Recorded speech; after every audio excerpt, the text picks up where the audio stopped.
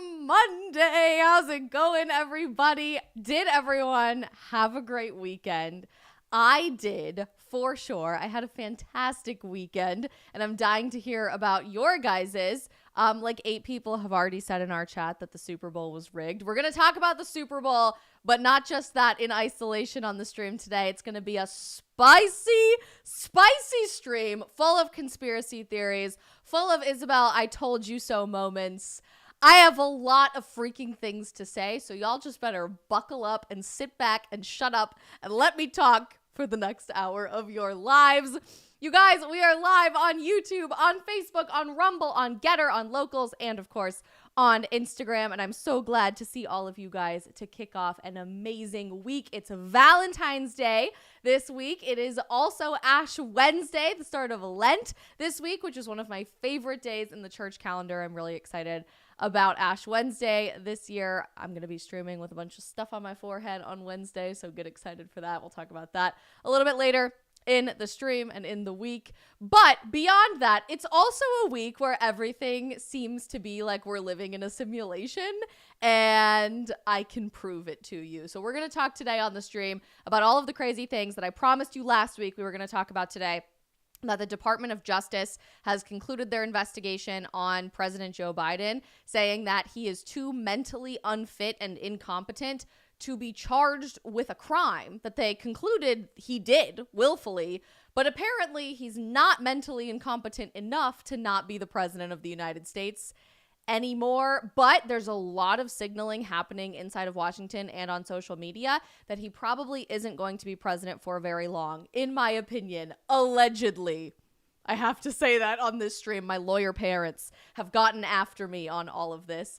So we're going to be talking about that. We're going to be talking about a few crazy viral moments from the Super Bowl yesterday. Travis Kelce going a little bit unhinged and maybe giving all of us the ick. The really controversial He Gets Us Super Bowl commercial that has divided the internet, where I kind of am coming from on all of it and what you guys think, because honestly, I have no idea really what to conclude about this commercial.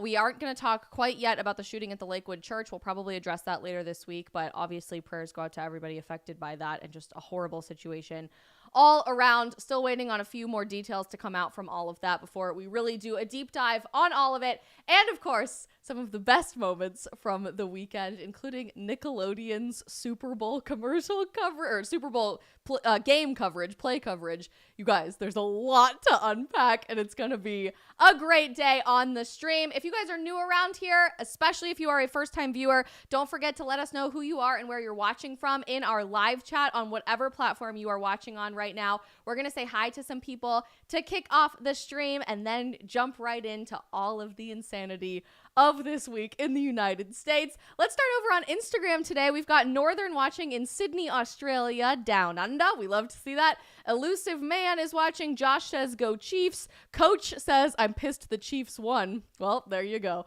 I think we have a lot of conflicting feelings about the Super Bowl yesterday. We've got Work Hard watching from Brazil. Super, super cool. Mary says, rainy day here in Charlotte, North Carolina.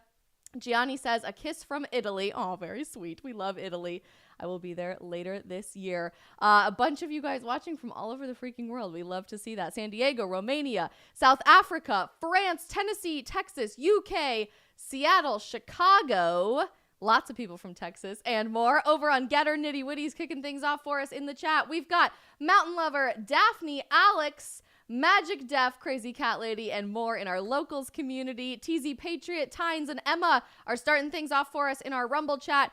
On YouTube, we've got Naruto, Mighty, Guy, Delane, Omnipotent Media, Pax, Hazel, and more. You guys are the goats, and I'm so glad that you are here. Okay, first of all, did everybody have a good weekend? I'm going to tell a really quick story about my weekend. I got my fiance finally to take me to the Everglades National Park. It has been on my bucket list for a while, and our schedules just like never quite lined up until Saturday. And so we went to Everglades National Park here in Florida for most of the day on Saturday. I saw my first ever alligators in the wild, including one that was easily like 10 to 12 feet long. Super crazy, like beyond anything I ever could have experienced or expected in my mind about what the Everglades was going to be like. We had some friends over for the Super Bowl yesterday and had all kinds of crazy commentary about what was going on there. And of course, my brain was exploding about all of the things that I learned last week. So I'm debating what to start with. I think we'll start with this little clip from the Super Bowl, just to get this out of the way. And my favorite thing about the Super Bowl, which was Nickelodeon's coverage and the celebrities, or should I say celebrifishes, that were in the audience over on Nickelodeon. People are wondering if Travis Kelce is okay, if he's like mentally stable and or maybe unhinged based on the interaction that he had with his coach when he wasn't put in for a play, Coach Andy Reid of the Chiefs. I don't really know what to make of this. A lot of people are saying this is not normal behavior, but some athletes are saying you would yell at your coach like this. Dying to know what you guys think. So let's just start with this odd conspiracy of the weekend. Is Travis Kelce okay? Let's check it out. The fumble. He comes over to Andy. He goes, keep me in. What happened is, on the fumble, he was not in the game. Noah Gray went in, and he had to block the fumble. Okay, so we're just going to like let this loop. I'm going to turn this down so we don't have to worry about the audio every time. But he literally, in the middle of the game, gets in Coach Reid's face, like body checks him to the point that Andy Reid can't even stand up. And he falls backwards, and he's screaming in his coach's face. Is this normal athlete behavior? Is this wildly unhinged behavior? Is this something that should give you the ick? I don't know, but it just feels a little bit off to me at the very least. Destination says anger issues. Legendary says he mistreated his coach. Not cool. Interesting. Very interesting. I don't know. Sabina says nobody is stable when you date a celebrity. Tito says, I would have benched him. You never put your hands on a coach. Okay, so if you are a former athlete, especially, dying to know if this is normal behavior or not. Leg Day says, if you play at a high level and you're one of the top players, you have more pressure than the coach. This stuff already happens. Okay, so maybe this is normal. Maybe it does happen in professional settings. Delane says Travis just really wanted to show off for his girlfriend. Obviously, there was the added pressure with all of that. Yesiken says emotions run high in games, but as a professional, he should have kept his composure and been a man. Mutter says he was jealous he wasn't getting enough attention. Interesting. Bruce says $1 million fine. Interesting. Hatterack says in Australian footy, that would have gotten you dropped to reserve grade. So maybe it's just normal in American football. I don't know. So everybody is freaking out about this situation, whether Taylor Swift should see this as a major red flag in her relationship with Travis Kelce. When I watched this, I just remember saying, what an unbelievable punk. Like, who treats their coach like that at the Super Bowl? I realize that you're stressed. I realize that you want to win a game. But at the end of the day, it's a freaking football game. Like that, you shouldn't be shoving the man who gave a chance on you out of college when you probably really didn't have your life together to give you a multi-zillion-dollar career and the opportunity to date A-list celebrities. You shouldn't be shoving him to the point that he is falling over. So that was odd moment number one of the Super Bowl for me. There were plenty of other odd moments, but one of the major things that I ended up loving about the Super Bowl was the coverage on Nickelodeon. They did their own broadcast. I don't know if you guys saw all of this stuff, but they ended up doing their own broadcast on Nickelodeon. We're going to come back to these articles, but they created fake celebrities in the crowd. Whenever the regular broadcast would be panning to the audience, Nickelodeon created these fake celebrities in the crowd that they would regularly be going back to, and they might be the most creative thing I have ever seen. This is peak comedy, and whoever you are working at Nickelodeon that had this idea, you should immediately be promoted to CEO, because the golden era of child's television that has long since passed since I was a child is now coming back into the fold. We have SpongeBob narrating the Super Bowl and the most creative things I've ever seen. Up on top, we have LeBron James and Finn Diesel. Clamuel L. Jackson might be my personal favorite of this. This is Unhinged. Billie Eilish and Doja Catfish. What? You guys, this is incredible. Oprah Winfrey. Herring Styles. That is... I'm sorry, but it's not even just the names. It's the animation of the fish that they do, in fact, look like these people. It's just a bunch of fish hanging out in the crowd.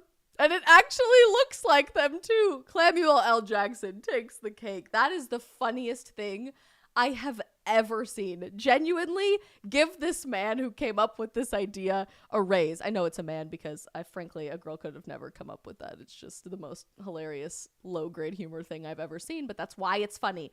So well done. Well done, employee at Nickelodeon who will forever be unnamed because for whatever reason, you're not important enough to receive the biggest stage in the world, although you do deserve it. Okay, so bringing this back down to earth a little bit, we'll come back to the He Gets Us commercial at the end of the stream, which I know is really controversial, and I want your guys' opinions on it.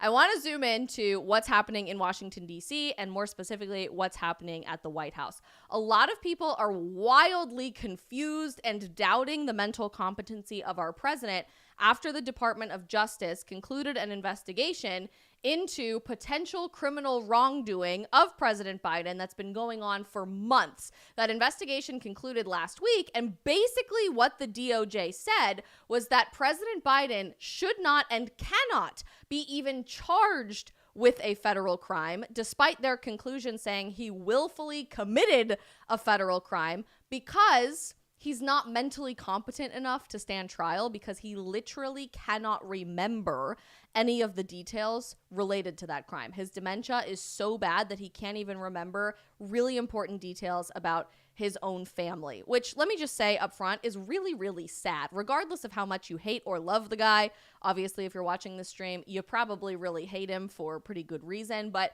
honestly, I've felt this way for a really long time, but I'm starting to view this as a realm of elder abuse, unlike any level that I ever expected coming out of the White House. Like, this man genuinely cannot even remember important details about his own family, about when his son died. And when I was talking to my parents about this last week, you know, as we do because they're lawyers and I love talking to them about legal questions, it's just a really fun way to pass the time. I remember my dad saying to me, Isabel, I remember the exact day that my dad died. It was in September of this year. I'm not going to share all those details, but I remember the exact day that my grandpa died, and it wasn't even traumatic. Like, I was just there, but I will forever remember that day on the calendar until I literally can't remember important details about my life. So if you lost your son in a really, really traumatic way, and you can't even remember the remote years around which that catastrophic event happened to your family, that speaks volumes to your level of mental capacity. And maybe it's true that he is so mentally incompetent and so unable to stand trial that they shouldn't really charge him with a crime. You can believe that or not. Frankly, I do kind of believe it because the man is falling apart right before our very eyes. But if that's the case, how on God's green earth is he competent enough to still be the president of the United States? Where are every single cabinet secretary, every member of Congress calling on all the cabinet secretaries to do this, every member of the media calling on cabinet secretaries to do this, to invoke the 25th Amendment, to say that he's not fit to serve as president of the United States? It's a rhetorical question. I will answer it for you in just a few minutes, but there's been massive media speculation about what this all might mean behind the scenes. Before we get into the secret meaning of it, I think it's important that you guys just understand what's going on in the first place. The Daily Wire ended up covering this really, really well, as we should look at that and not cartoon fish. It's fine. Here we go. The Daily Wire covered this really, really well, and frankly, I think provided some really non-biased reporting on the entire situation. You might disagree with that, but I think if you just zoom out to the legal process of how this all worked, this was probably the best coverage that I read about any of it. This was published last week, just a few days ago, but basically the Department of Justice declared him mentally incompetent. Like, I'm not saying that as a joke. I'm not saying that to be hyperbolic. That's actually what the people who work for him, who serve at the pleasure of the president, have declared of him, and therefore probably unfit for office. On February 8th last week, the clearest and most convincing sign yet that Joe Biden will not be the Democratic Party's nominee, we're going to come back to that, showed up out of Washington, D.C., because a report that was prepared by the Department of Justice, who again works for Joe Biden. They work for the President of the United States. They are part of the executive branch, and everybody who works for the DOJ serves at the pleasure of the president. So these people are his own employees. They created this report that outlines Biden's mental decline in excruciating detail. It's a really nuanced legal report, so we won't go through it on the stream, but feel free, if you guys just look up the Daily Wire coverage of this, there's a link right here, I'm hovering over it, that you can go read the entire thing for yourself. The top line conclusion, as you've probably seen by now, is that the commander-in-chief is so far gone, so detached from reality, that he can't even be charged with a crime because he's not legally responsible for his own conduct at this point. In interviews with the special counsel, Biden couldn't remember whether he was even vice president in 2009, which relatively was not that long ago. He could not remember being the vice president of the United States in 2009. Yikes. That is terrifying. As I've already mentioned, he couldn't remotely pinpoint a rough date within several years of the date of his son Beau's death during this investigation. And again, this is a conclusion of a special counsel working for Biden's own DOJ. The special counsel determined effectively that the president of the United States is too mentally incompetent to even be held legally responsible for his own actions. Whoa. Let's just pause right there because yeah, we all already kind of knew that. I don't know that we needed an official report from the Department of Justice to confirm any of that for us. But B, why does this matter outside of the obvious? This is a bombshell investigation and a bombshell report because this is actually the first time in American history ever that a president's own Department of Justice, people who work for him, have declared him essentially unfit for office, unfit to be the president of the United States. First time in American history. Whoa. So then a bunch of drama starts unfolding hours after this report gets dropped on February 8th last week in Washington, D.C. Unexpectedly, for like the first time in his administration, the White House ends up announcing an unscheduled press conference for President Biden, which never happens, probably because he's mentally incompetent and cannot go to an unscheduled press event. He has to be prepared and briefed and with a little note card of who he's allowed to talk to.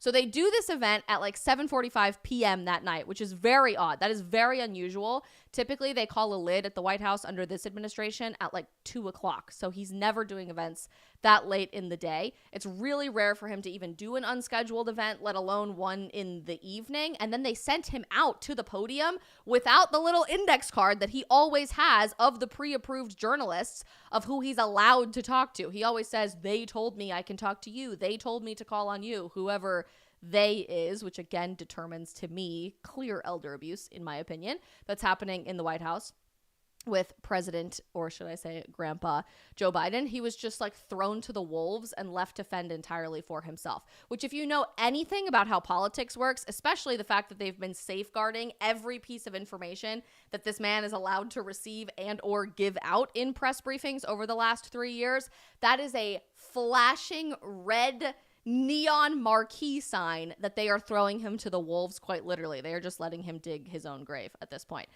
The press conference went exactly as you think it would have gone, maybe even somewhat worse. It was probably the weirdest, most catastrophic press conference any of us have ever seen during the tenure of this president of the United States. He, according to the Daily Wire, this is fascinating, made it abundantly clear that he needs to be removed from office immediately. And all of this is even more confounding when you consider that, again, given the time of day, the impromptu nature, the topic that he was out there to discuss, and the fact that the questions weren't picked ahead of time was pretty much guaranteed to be a disaster. And it's a disaster that the White House walked into seemingly on purpose. Whoa. He goes out to talk about this portfolio, this report, this damning piece of evidence from the DOJ that he's unfit to serve for office.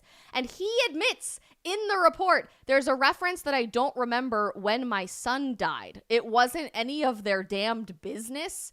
Interesting, but you talk about the death of your son at literally every single possible opportunity for political gain. So it's everybody else's business, but not the people investigating your mental competency. And then he goes on this whole tirade about how he does remember when his son died, that he prays a rosary for his son every day, and he carries around a rosary that he got from And then it's just silent for a solid 2 minutes in the middle of this press conference. You guys have probably already seen that clip by now. He's like, I pray the rosary to Our Lady of... And it's the most awkward, uncomfortable silence. It's so bizarre. Peter Doocy, who works for Fox News and really only asks the good questions out of the press pool in the White House right now, got into this back and forth exchange with the president, and he got really viscerally angry in one of these moments. He said to Peter, my memory is so bad that I let you speak. And he was snapping angry at this particular reporter. And the Daily Wire wrote, that's the president of the United States, everyone. He's just a well-meaning elderly man who knows what the hell he's doing. And if you ask him about the fact that he can't remember when his son died or when he was vice president, he'll imply that you simply should be prevented from speaking. Not one person in the room was laughing at this, including journalists from left-wing outlets. They apparently received the all clear to ask Biden some hard questions because the corporate media doesn't want him to run again either. So then a CNN reporter jumps in. This isn't just right versus left trying to take down Biden. CNN jumps in and presses him with a simple and straightforward question about his mental capacity. And instead of calmly answering the question, Joe Biden completely snapped at her. Watch this. We'll play this for you guys.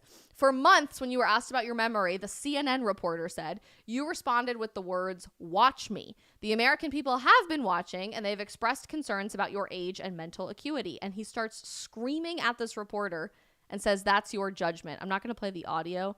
It should be able to play here for us. Maybe not.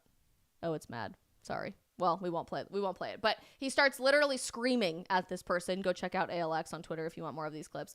Then the CNN reporter suggests that maybe he isn't the best person to be running for office for the Democrat Party, for the left, because he doesn't have a convincing answer to any of her questions. And then he freaks out. At this point, he starts yelling incoherently, starts going back and forth with this reporter, turns into an all-out brawl at this unscheduled press briefing. And even his once reliable allies, the Daily Wire called them, in the corporate press, seem to have turned on the president of the United States. At one point, you guys probably saw this clip go very viral over the weekend. He referred to the president of Egypt as the president of Mexico. Said that President El-Sisi, who is the president of Egypt, is in fact the president of Mexico. Hardly surprising when the man can't remember really important personal details about his own life. And here's where the tea gets really interesting. This all comes out, I believe, the proverbial they that's been controlling the puppet strings of the White House for the last several years, in my opinion, allegedly, got to be careful about all of that, clearly threw him out to the wolves on purpose because this was the first unscheduled press conference, at least in recent memory. There were no holds barred. You were allowed to ask any question from the media that they wanted, which on the day of that damning of a report from the Department of Justice, obviously everybody is going to ask the obvious questions. And so the Daily Wire phrased this really, really well. They said, whoever arranged this press conference is either criminally incompetent or, more likely, if you know anything about politics, in particular how anything works in Washington, D.C., they were trying to sabotage Biden's candidacy. Those are the only two options. This was entirely predictable. Biden confirmed everything the special counsel said. He called himself an elderly man. He was completely angry and unhinged, which is a hallmark trait of dementia, by the way, that these patients get really angry when they can't remember something, and when somebody asks them to recall something that they're having a difficult time remembering. He calls the president of Egypt the president of Mexico, and he says that it's none of your damn business. Don't ask me about any of this stuff, or I will silence you if that's the case. All of this totally confirms what the Department of Justice had to say. Taken from the memo itself, the Department of Justice report says, in our interview with our office, Mr. Biden did not remember when he was vice president. He forgot on the first day of the interview, the first day of this investigation, when his term as vice president ended, which, as we all know, when did that end? It was January of 2017 when Trump was inaugurated. He didn't remember even within several years when his son Beau died, and his memory appeared hazy when describing the Afghanistan debate that was once so important to him. Lest we all have the shortest memory spans and attention spans of all time, that was easily the biggest failure of this presidency of the United States by far, and we will remember it for a very long time. Among other things, he mistakenly said that he had a real difference of opinion with General Carl Eikenberry, when in fact Eikenberry was an ally whom Mr. Biden cited approvingly in his Thanksgiving memo to President Obama. Why is he sending Thanksgiving memos to President Obama, you might ask?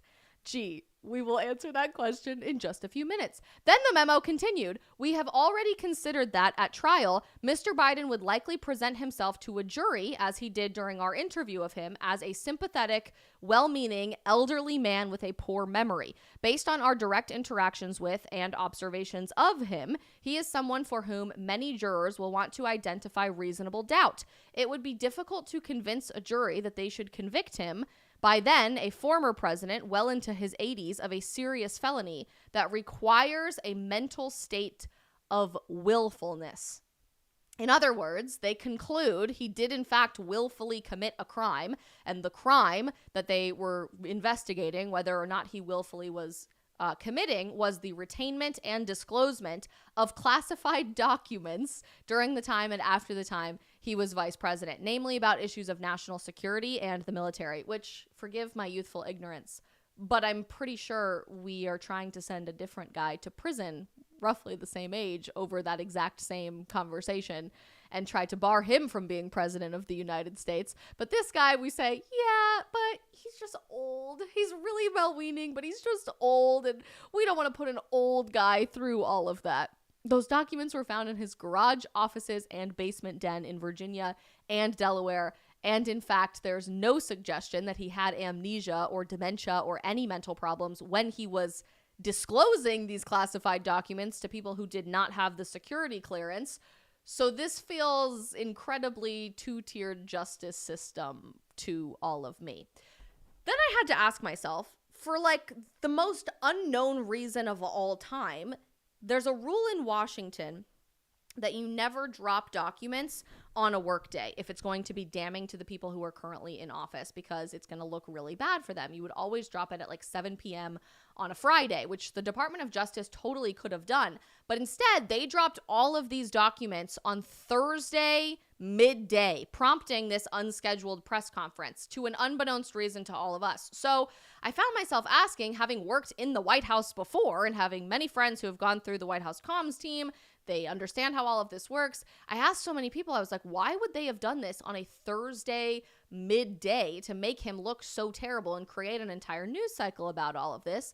What else happened on Thursday night with an older man who, shockingly to the rest of the world, appeared really reasonable and calm and level-headed with all of this stuff, something that gained 100 million views on one platform in the span of 12 to 14 hours, the interview with Tucker Carlson and Vladimir Putin. So that's fascinating, especially in the same week that Joe Biden pushed the United States Congress to approve a $95 billion aid package, much of which went again to Ukraine. So all of this felt really strategic. I wondered if they were trying to drop this document on the same day that this interview with Vladimir Putin was coming out. Obviously, all of that is pure speculation, but it all turned really, really crazy to me when we got to an Instagram post that was posted, I kid you not, mere hours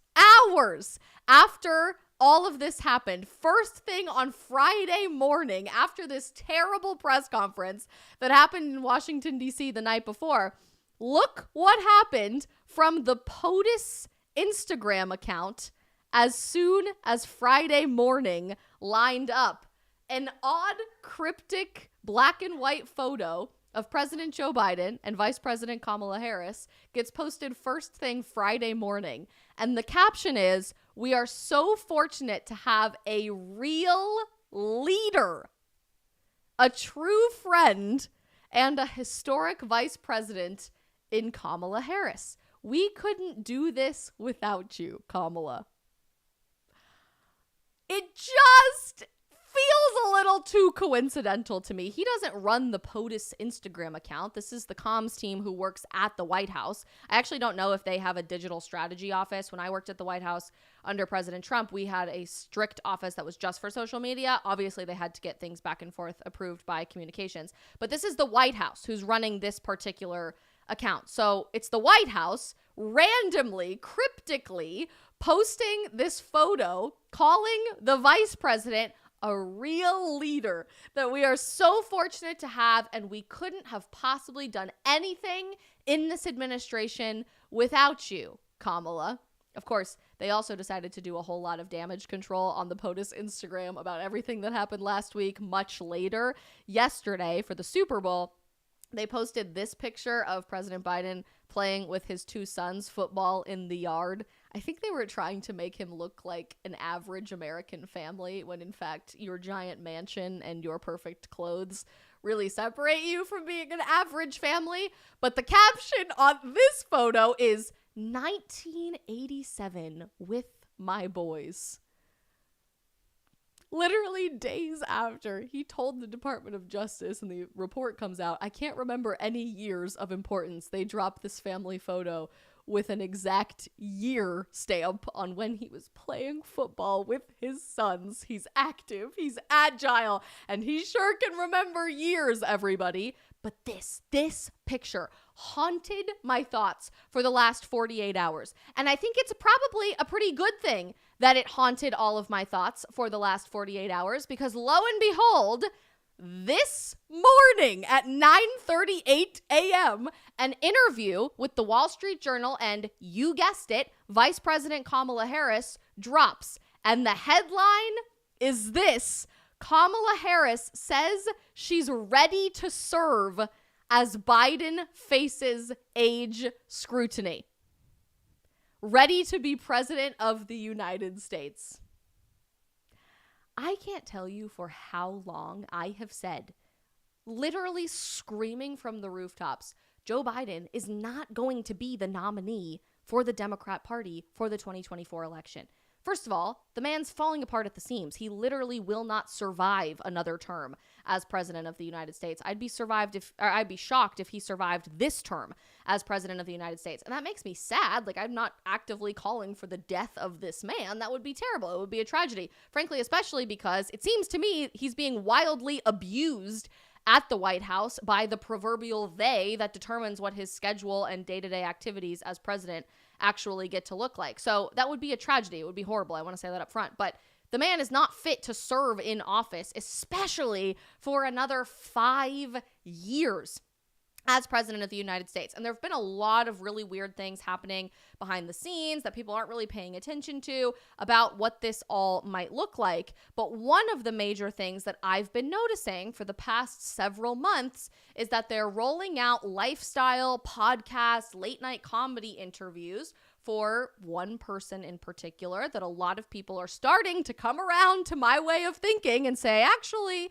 this might be possible, to make her back in the national spotlight seem relevant and likable and worthy of all of our praise again. And that person is Michelle Obama. I'm not the only person that thinks Michelle Obama is going to replace Joe Biden on the campaign trail as the Democrat Party nominee. But even until then, the Dems have the opportunity to make history by instituting the first woman and the first woman of color president in these last 9 months over the finish line here, theoretically, by having Joe Biden resign as president or having the cabinet invoke the 25th Amendment and say he's no longer fit to serve, and having this woman take his shoes as the next in line for president of the United States, which just this morning, she told the Wall Street Journal she is ready to do. Kamala Harris says she is ready to serve as Biden faces age scrutiny. In a recent interview, the vice president cites her capacity to lead. She's been on a nationwide tour about abortion rights on college campuses, which is kind of funny because the left never does stuff like that. So shout out to all of the people in the pro-life movement who made this a thing to go on a national speaking tour about abortion. So she decided to counter with a tour of her own. And over the last couple of weeks that she's been doing that, she was asked on a flight on Air Force Two, which is the vice president's plane, do voters' concerns about President Biden's age mean she must convince them that she is ready to serve? And her immediate blunt response was, I am ready to serve. There is no question about that. Everyone who sees me on the job walks away fully aware of my capacity to lead. The response during an interview with the Wall Street Journal on Tuesday came 2 days before the special counsel report that dropped about the 81-year-old incumbent's mental acuity. The report said that Biden displayed diminished faculties in interviews, and they called him an elderly man with a poor memory. The findings have intensified the scrutiny on Kamala Harris, who's only 59, the first woman and Black vice president, whose tenure has been marked by criticism of her political skills. What had been quiet talk of whether Harris could step into the presidency is now spilling into the open. And this is the part that should make you very aware that this conversation is in fact really happening in Washington. A former campaign worker for the Obama administration, for the Clinton administration, and high up in Hillary Clinton's 2016 campaign. So someone who has a lot of history, a lot of respect, and far, far superior tenure in Washington, D.C. than most other random Democrat staffers that the media would talk to, gave a quote to a major newspaper, the Wall Street Journal, that says there was always going to be a lot of scrutiny and pressure on her in the 2024 campaign, and that moment is here now. I think that special counsel's report has sort of accelerated that moment. If you know anything about how the game of politics is played in the realm of 4D chess, you know that no one would ever give a quote that obvious of, yeah, we wondered if that was ever going to happen, but it looks like it actually is going to happen, unless it was kind of a done deal, especially somebody that has that much tenure working in several different people's administrations and running national campaigns for the leading candidates of the Democrat Party. They gave her name in an interview with that specific quote for a reason, not just to anybody, not even to like The Hill or any other second tier mainstream media, but to the Wall Street Journal for a specific reason. And this headline exists for a specific reason, the way it's written, the way that it is, because it's probably going to happen, like quite imminently in the grand scheme of things.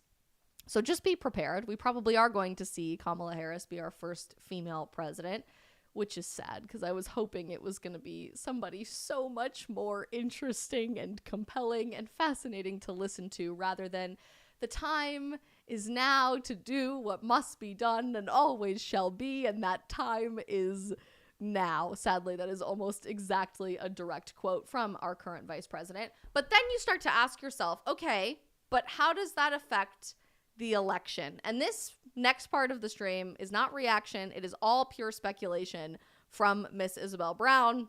Allegedly, this is what I think is going to happen in the next few months. I have been saying for years, really since Joe Biden was first elected in 2020 and inaugurated in 2021, that he will not be the nominee for the Democrat Party come this November. But it's tricky and it's interesting because if you take him out of the race now, if you say that he's no longer the leading candidate for the left in the primary elections now, that opens up an entire can of worms for names on the ballot that weren't supposed to be on the ballot to begin with, namely independent people who are trying to vote to bring some of the left-wing voters that feel more moderate and feel really disenfranchised by the Democrat Party over to your side. And we all saw a Super Bowl commercial of that particular individual last night. So they can't really afford to take Joe Biden's name off of the ballot right now. And frankly, they don't really want to give a whole lot of legitimacy to Kamala Harris because she's completely unelectable. There is a reason that she royally failed at winning any sort of traction to become the nominee for president for the Democrat Party in 2020. The woman cannot be elected by the people as the president of the United States. She has no respect. She has no reverence. She can't command the wisdom and captivation of an entire room the same way that other people can that are very readily in the hat box for the Democrat Party going into November. So I've been saying for literally years, but particularly in the last couple of months, that Michelle Obama is probably going to be the nominee for the left. And there have been whistleblowers who have come forward and said that under the table, she's been having fundraisers with top dollar DNC donors, that she's told people at one particular fundraiser, I am running for president. But even if none of that ended up being true and those whistleblowers were just lying, she has been running the circuits on every single culture and lifestyle podcast, not to talk about politics, but to say, oh, the girls are all grown up and we're making charcuterie boards and they came over for wine night and we just are so happy as a family with the girls all grown up. She's been on late night comedy specials lately, just talking about lifestyle and culture issues, not politics,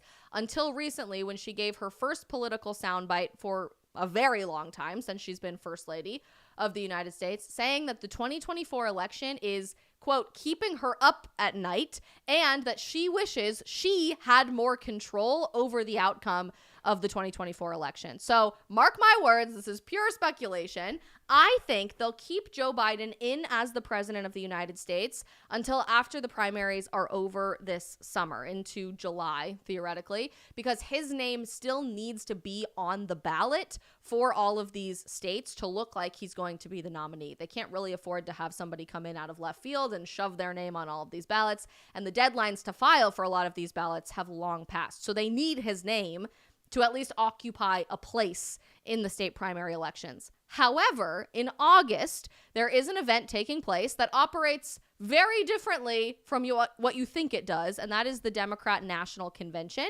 I was outside of the DNC in 2020, and it was a really interesting experience. And after I was standing outside attending an event, I was fascinated to learn more about how all of it works. So unlike the RNC that does have to take into account the outcomes of primary elections and caucuses in each of these states, at the DNC, it doesn't really matter who won all of the state primary elections. You can kind of just nominate anyone and you can create an entire new storyline and an entire new candidate inside the walls of the DNC in August that never appeared on a ballot for any of the primary elections, basically. That's an oversimplification, but it kind of is true. You guys might remember in 2016, Bernie Sanders cried foul at the DNC because he was winning primary after primary after primary election, and then he didn't end up as the nominee for the DNC because they kind of just ushered Hillary into the fold to see what would happen with a better potential outcome when that was a guaranteed win for them. LOL, rest in peace. That was a great election to be a part of because it didn't really matter who was winning the primaries. It mattered who takes home the nomination from the convention. So theoretically, even if Joe Biden was to win every single primary for the Democrat Party from here on out through the summer, come August, somebody like a Michelle Obama could step into the fold and become the nominee in one day at the convention. And certain people have already come forward and told us that she is running for president, that she's telling donors this, she's holding secret fundraising meetings, and that there's a lot of speculation happening behind the scenes with the DC elite. Other people have started to latch on to this theory as well, one of whom we just spent quite a bit of time with on the campaign trail in Iowa. Vivek Ramaswamy appeared on Fox News over the weekend to share his thoughts about what's happening with the DOJ report and how that's going to impact the 2024 election. And I have to just appreciate everything he has to say. Let's check this out. I gotta mute some things. Here we go. Very bad day for President Biden. What do you think? Look, I think the number one takeaway, Trace, is this. Joe Biden will not be the nominee. I said this last year. People dismissed it as some type of conspiracy theory. Today, I think it became that much more obvious. Play this out. Biden's own DOJ and special counsel is effectively releasing a report that undermines the case for him to actually be a candidate for the U.S. presidency, right as Biden's poll numbers are cratering. Interesting. So Vivek's take is similar to what I thought. They're dropping this report now for a reason. They could have completely held on to this report, by the way, for months until after the election. There was no onus to publish the findings of this report now, but they did it for a reason, and specifically they did it to undermine the credibility of him serving as president of the United States. We have to do the math, skate to where the puck is going, not fall for the deflection, but I do think what they're planning for is to sideline Biden as the nominee, trot in a different puppet instead. That's the most significant takeaway from tonight. Trot in a different puppet instead. And I actually don't remember. I watched the whole version of this interview over the weekend. He actually does say that Michelle Obama is likely to be the nominee for the Democrat Party. But this is a really clever way and important timing for how they could do this, right? Because theoretically, they have the capacity to say now, this man does not have the mental capacity to even be the president of the United States at all, which probably means they're going to invoke the 25th Amendment here sometime in the next few months, although there's no huge rush on that.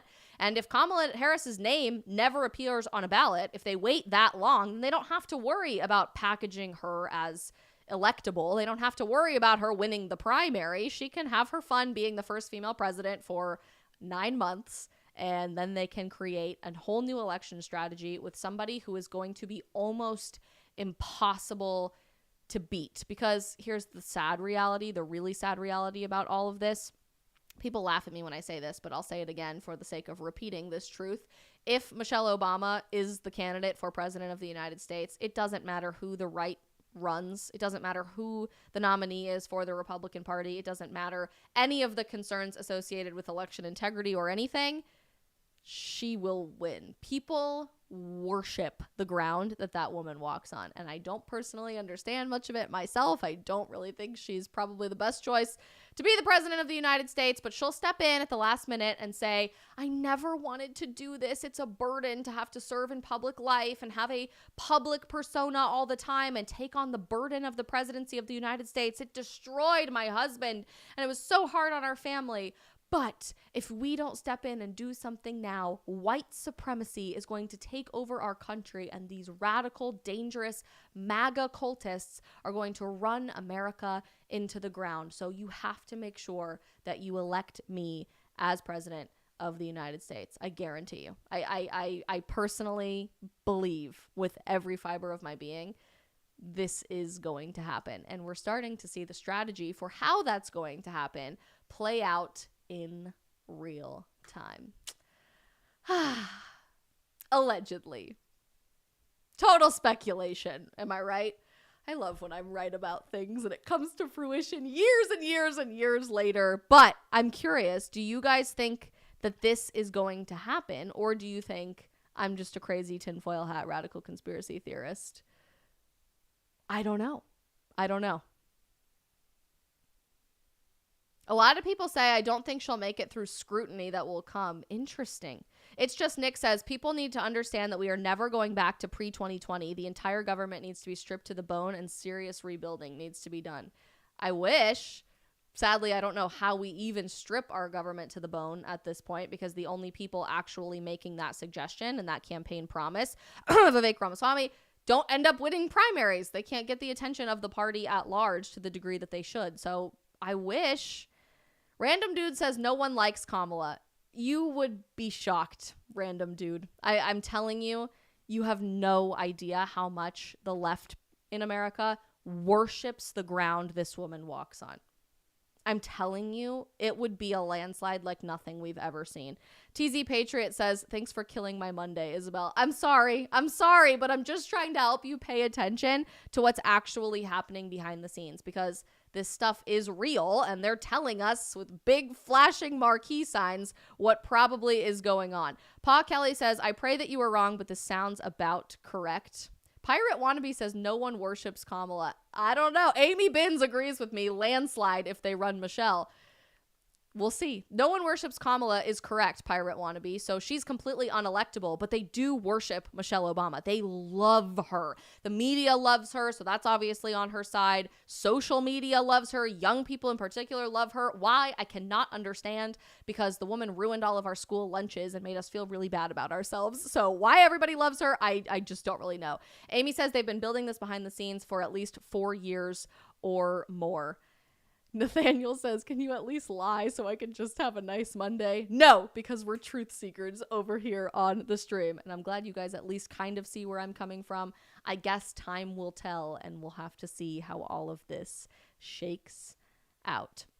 Okay, guys, I think I'm actually going to save the He Gets Us commercial for tomorrow on the stream, because it's a much longer conversation than what we have time for on the rest of the show today, but I'm dying to get your guys' opinion on that tomorrow. So I do have a really fun announcement that I want to share with you before we end the stream today. And that is, you guys know my book is coming out on March 19th, The End of the Alphabet, How Gen Z Can Save America.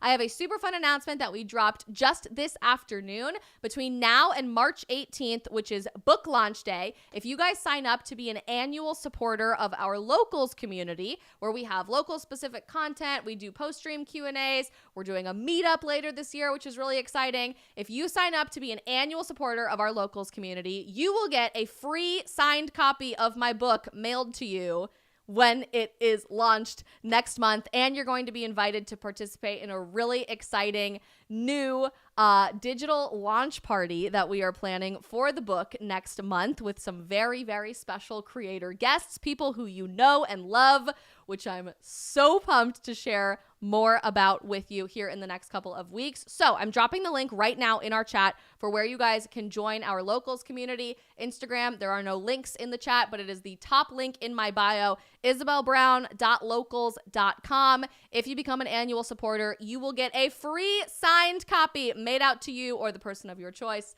of my new book when it drops next month. I'm super excited for more book-related content. We're planning lots of fun interviews both on my stream and me going on some other people's shows in the next couple of weeks for some promo. And I can't wait for you guys to read why, even though the world seems crazy and even though the world seems lost, we have a lot of hope still to be had for our generation coming into adulthood. Okay, I have some meetings this afternoon, so no post-stream Q&A today, but we have a super fun Ash Wednesday episode of our Faith series dropping on locals later this week, and I hope that you guys will consider becoming an annual supporter so you can get your hands on a copy of my book here in the next couple of weeks. Before you go, do me a huge, huge favor and hit the like button on this stream if you guys haven't already. That might look like a little thumbs up or a heart, and smash that follow or subscribe button wherever you guys are watching to make sure that you always catch our stream and all of the other things that we post every single day. We're back for the stream tomorrow at 3 p.m. Eastern to talk about the He Gets Us commercial that's dividing the internet from the Super Bowl, Ash Wednesday coming up, and more. We'll see you guys for Fat Tuesday then.